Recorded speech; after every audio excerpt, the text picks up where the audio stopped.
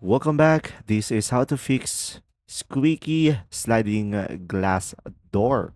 So first is open and close the door slowly and identify the source and listen to whether the squeak comes from the rollers, track, or the frame. And after that, just simply clean the track by doing a vacuum dirt, dust, or debris from the track or wipe them with a damp cloth to ensure it's clear. Now you could also lubricate the rollers and the track. So use a silicone spray or a dry Teflon lubricant and simply avoid WD-40 since it attracts dirt. And after that, just simply apply along the track and directly on the rollers, and you may need to lift the door slightly to access it. And now, if the squeak remains, the rollers might be worn. So just simply adjust them with the screw on the side of the door or replace if damaged.